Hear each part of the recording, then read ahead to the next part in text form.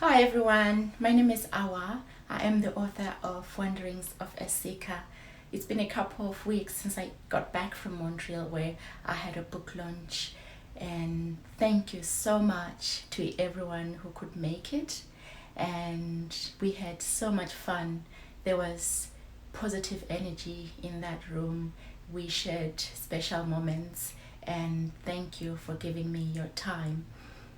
I also got requests from people who couldn't make it, who wanted me to share a video from the event, and I was excited to do that. But when I went back to listen and watch, there was just so much background sound that was picked up from the fan, the AC, and other, sounds from the environment.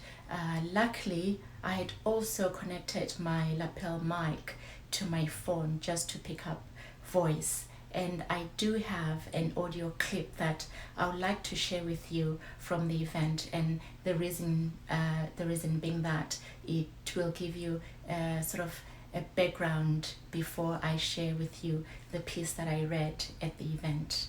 So I was new in Montreal and didn't have family, I didn't have friends, so I was in my head a lot, discovering the city, but also discovering myself. So there was joy and excitement in this new life. And I would ride in the buses, in the metro, wherever I could, go to a cafe, have brunch, and just sit there and write. And then it came a time that everything that I had masked throughout the years, that feelings I had not faced, caught up with me. I was having anxiety, but I actually didn't understand it was anxiety. I would be happy with friends, going on with life, but I was not at peace. There was something at the back of my mind that was just knocking. If something really good happened to me, I couldn't express the joy fully because I felt like something is going to happen, it will be taken away from me. It was as if the shoe is going to drop anytime. I didn't know what's going to happen, but it felt like something is going to burst out and this is all going to be taken away from me. And then while I was still doing these journals, being inspired, random thoughts, I now was dealing with this anxiety. And I would then write to relieve myself of everything that was in my chest. And then one day I got a call from home, and somebody said, a relative said, "Oh, did you know that your father is alive? And we were thinking you should send a gift, a suit, something." Culturally, when a child gets their first job, they need to give a gift to the parents as a thank you for educating them, for taking care of them. So your first pay is really not yours. It goes to the parents. And because that had never happened between my father and I, some relatives thought it would be a good idea for me to do that. I don't just talk to people, conversations, and when I'm in deep thoughts, I take time to digest. It really rubbed me the wrong way, that request. And I said, no, I can't. I'm sorry. I couldn't explain why, but I said, it doesn't seem right. It didn't seem right because when I was 17, I left home on a week visit to my aunt, who had said, "Oh, I have gifts for you and the boys, my younger brothers.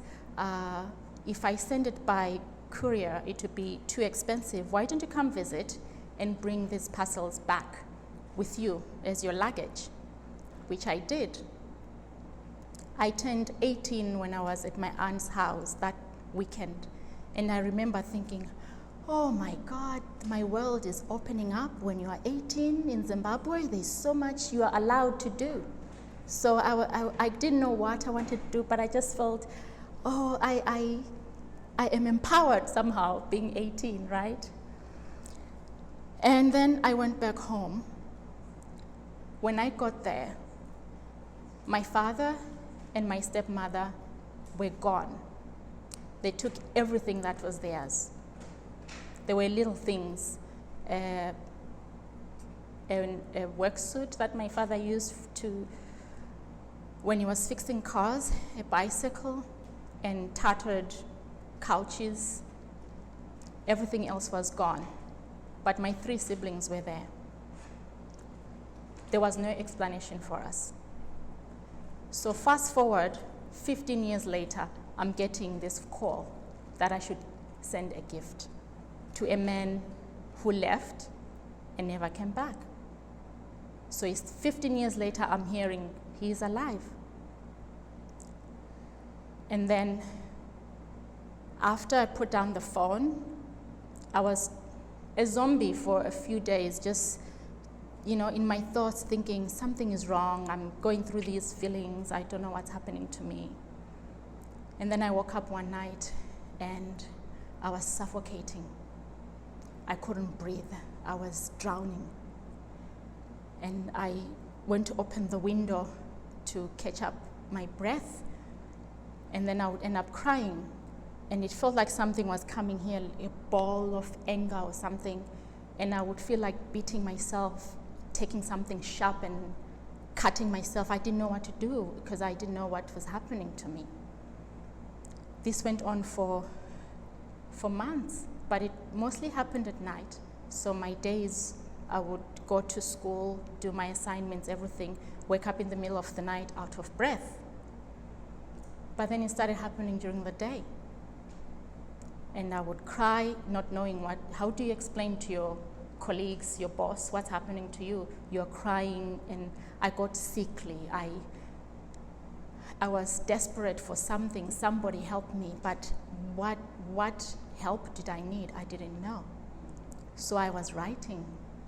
Every time that anger, that pain came, I would write, and it was relief for me. And then in the middle of this, I thought, if I am going through this, there were 3 other human beings that went through that situation as children. How are my siblings coping with this? What has been the remnants of this feeling of just being left and not knowing where your next meal is? The people you look up to, you have no idea if they're alive or not.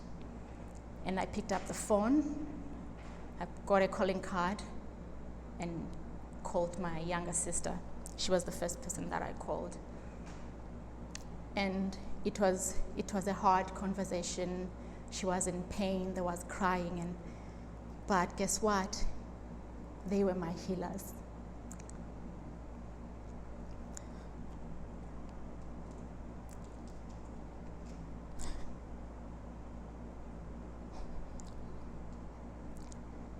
I couldn't afford therapy.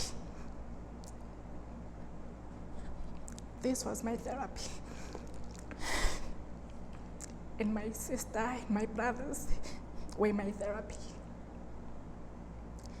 So I wrote, and after a while of writing, I actually felt a big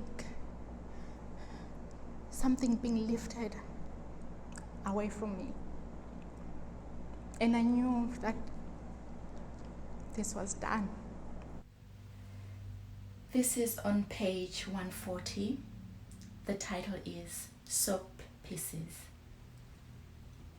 One morning, I woke up and went around the yard on the edges close to our neighbors. I was looking for pieces of soap. People often used bar soaps, and when they got too small, some would break into little pieces while someone bathed, and the pieces would settle at the bottom of the bathing container. It is these remnants I was looking for on the ground. after they had poured water into the garden and trees. I picked up what I could find and put them in a container, poured water and boiled it so that the soap would melt. I had to watch over the process to make sure the foam didn't spill over when the water boiled. When I was done, I had a good, strong, soapy liquid. I picked up soap pieces thrown away almost every day. I found a way to prolong whatever supply I had by adding only enough of the concoction to create a bit of foam in my bathing water. I would keep the rest for each of my siblings. Sometimes I needed more so that we could use it for laundry and doing dishes. If it was for dishes, I only boiled the green Sunlight brand pieces. For laundry and bathing, I could mix all kinds of pieces I found. Green, white, red, pink. I could tell by the pieces I got from each side of the yard what soaps my neighbors used. It was mostly Geisha, Lux, and at times Lifebuoy, which I didn't care for, but I had no choice. When I was ready to leave for town, I took a small rag of cloth and dampened it, put it in a plastic bag, and then into my bag. It took about an hour to walk to town. I had no bus fare, and I had learned to find shortcuts to get there. There was a railway line that was a landmark for me to know I was entering the central business district. I took out the damp towel, took off my shoes, wiped off the dust from my legs and feet, and lastly cleaned the shoes. Now I was ready to face the world and look for that job. I was doing this walking into town almost every day to look for work. For this day, I had to go see a man who owned a fish and chips place. He had been telling me to come and check a few times a week to see if he had a job for me. I had already gone several times, but he had made me wait for a couple of hours, then come out to say he didn't have anything, or send someone to tell me that he couldn't see me as he had to dash somewhere. When I arrived that day, I went to the counter of the shop, and the lady who attended to me sent me upstairs on the first floor where his office was located. I knocked, and a voice told me to come in. This man did not talk to me about the job. He was telling me how lucky I was that he was interested in taking care of me and my siblings. He promised me a good life and said we needed to talk about us. I sat there and just looked at him. In my head, I was thinking of how every time I had gone to his shop, he had an agenda, but had been avoiding telling me the truth that he had lied about a job. He wanted me to be desperate and submit to his terms. Did he have any idea how I had to prepare to make it here? Picking up the soaps, the walking into town on an empty stomach, and wasting my hope. He knew my situation, that I was hungry and had left 3 kids who were hungry at home.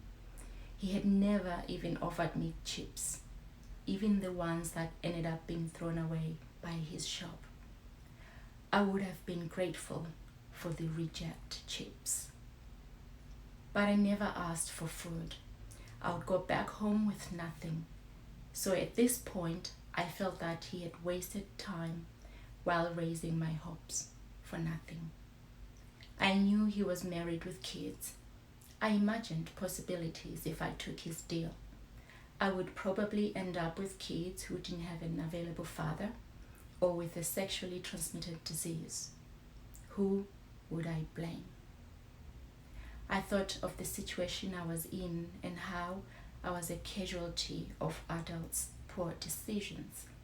So I made up my mind to make my own decisions that I wouldn't regret. I never responded to him.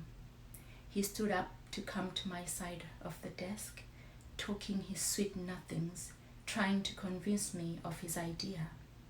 I felt my skin crawl. I stood up, rushed to the door, and ran out. I walked around town aimlessly for a bit.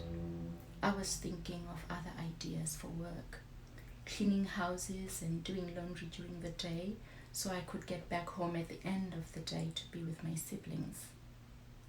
I was deep in my thoughts when someone called my name excitedly. It was a lovely lady I called Auntie Mandy. She was rushing back to work after lunch. She told me she was pleased to see me. She handed me $5 and said it was for lunch. Then she hurried away. Her energy just lifted me up, and the $5 was my hope for that day. I started walking back home. When I got in, my siblings sat around the table. They knew I had gone to look for work, and they would want to know if I had news. I sat down and told them I didn't get the job. I took the $5 and put it on the table. That's all we had, and I said we should brainstorm what to buy. We needed paraffin for the primer stove to cook, as there was no electricity. We needed maize meal or corn flour for staple food, but $5 couldn't buy us the smallest pack. And we needed some kind of protein or collard greens to accompany the meal. About a year after that, I was working and the man came to my workplace. I wondered how he found me or even knew where I worked, but I did not ask. The last time I had seen him was when he had proposed that I be his mistress and he could take care of me and my siblings. He had spoken to me with a demeanor as if I had been stupid to refuse his offer because he could open the world for me. After he sat down, he said he had come to apologize because what he wanted to do when he had last seen me was not of pure mind. And the lesson for me was that when someone is doing things for their own ego, to take advantage of you when you are in need, deep down, they know their intentions are wrong. I was 18 years old, and I look back at these stories, at these situations that sometimes in life, it just one decision at a time. You just never know which decision you make takes you either to a more peaceful space or brings you more problems. And thank you so much for listening. For more information, you can go to my website at awakhiwe.com, awakhiwe.com. And I have received some feedback from people who have really inspired me because they connected with some of the stories. Thank you so much. I really appreciate it, especially as a self-published author. It means a lot to me to hear back from you.